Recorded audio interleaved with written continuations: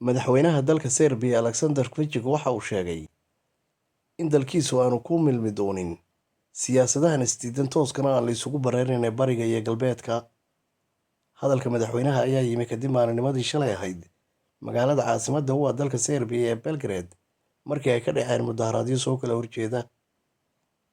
Waxaa magaalada maalinimadii shalay ahayd ka dhacay laba mudaharaad oo mid lagu taageerayay dowladda Ruushka halka kan kalena lagaga soo horjeeday.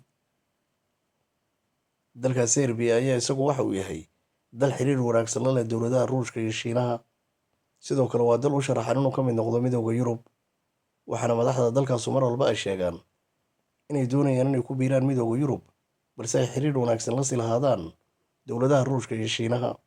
Arrintanina waa mid ay si weyn uga soo horjeedaan dowladaha reer galbeedka ah oo iyagu iska leh midowda Yurub, waana tan dib u dhigta sanad walba inay ku biirto dowladaasu midowda Yurub. Dhanka kale, dowladdan Serbia ayaa gaaskeeda ka hesha 100% dalka Ruushka. Dowladda Serbia ayaa iyadu xiriirka dalka Ruushka iyo Shiinaha u wanaajisa booska ay ka taagan yihiin Kosovo. Serbiyaanka ayaa u yaqaana Kosovo inay tahay gobol ka mid a dalka, halka adduunka intiisa badan oo reer galbeedka ugu horreeyaanna ay Kosovo u yaqaanaan dowlad madax bannaan. Mana doonaysa dowladda Serbia inay lumiso labada saaxiib oo ay leedahay. Haddiiba dowladaha Ruushka iyo Shiinuhuna aqoonsadaan Kosovo, waxay noqonaysaa dowlad xor ah, xubina ka ah qaramada midoobay. Arrintaasuna ma aha mid u cuntamaysa dowladda fadhigeedu yahay Belgrade.